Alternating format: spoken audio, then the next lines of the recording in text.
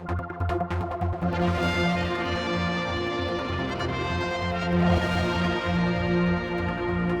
we've come along to Markwell House this afternoon to have a briefing from the Minister and also from ATOS Doctor.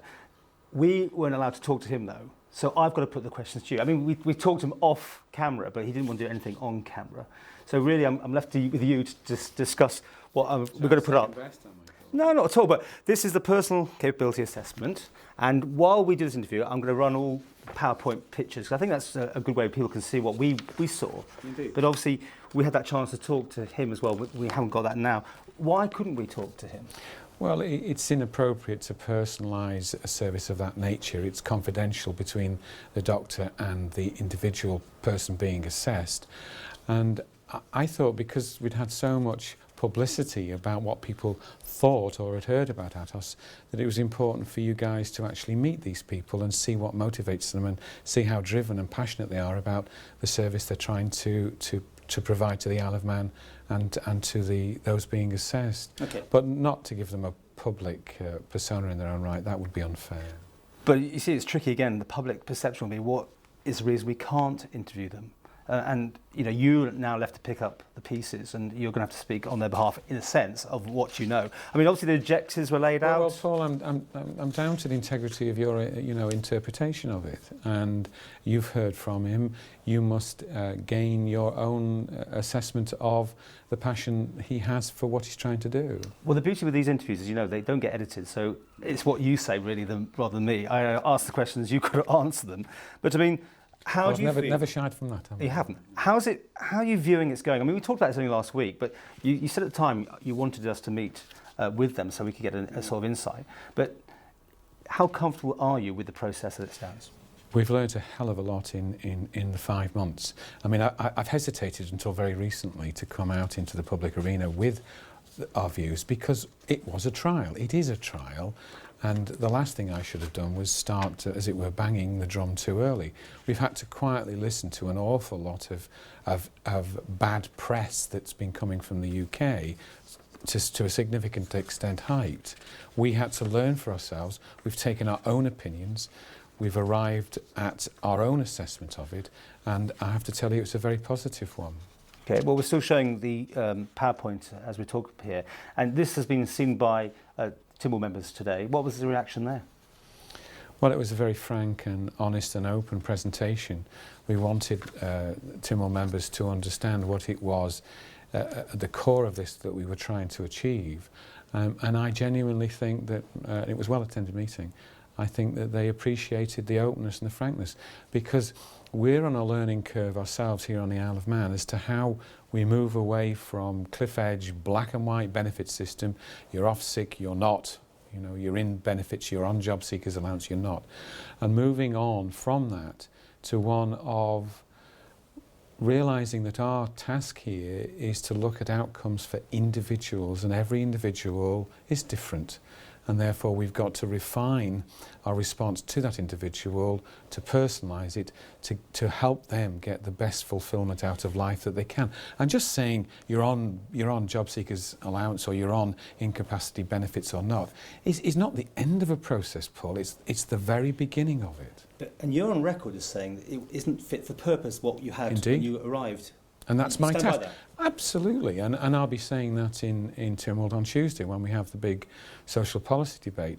And the issue is, it's not fit for purpose. What is the purpose? The purpose is to get to a point where we're delivering to the real needs of people in a variety of difficulties so that we can provide best outcome. It's going to be a long process, it's going to be a learning curve, but we're determined to achieve progress.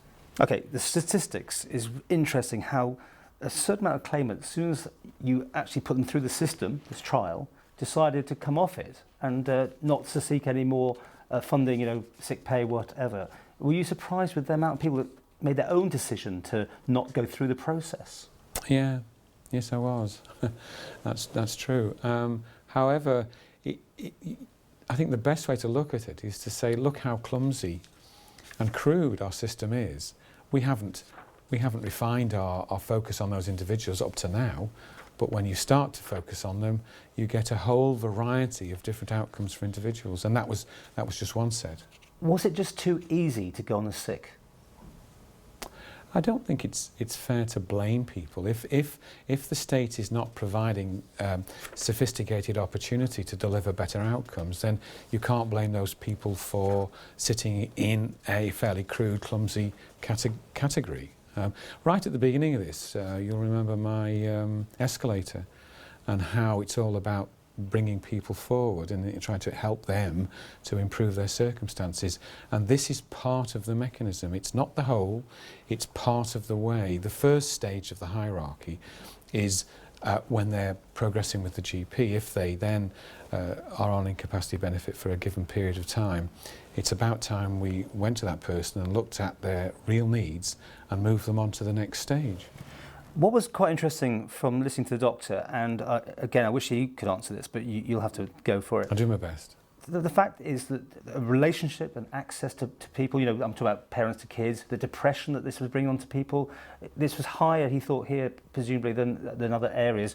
And this is meant to be a caring society. Are you shocked with some of those responses he gave to us? Somewhat surprised, yeah. We're learning every day by his reports, and he's promised, that the doctors concerned have promised that they're going to give me a report at the end of the trial so that I can, with colleagues and with officers, interpret it and see how we can refine delivery of services. And another thing I'll be doing is, as chairman of the Social Policy Committee, I'll be taking those findings to that group of ministers and saying, okay, how can we better coalesce around these issues so that we're really focusing on individual needs. And a culture of alcohol and drug dependency for people who are off sick, is that something that you assume would happen because people have too much time on their hands, if nothing else, they're sitting at home not working?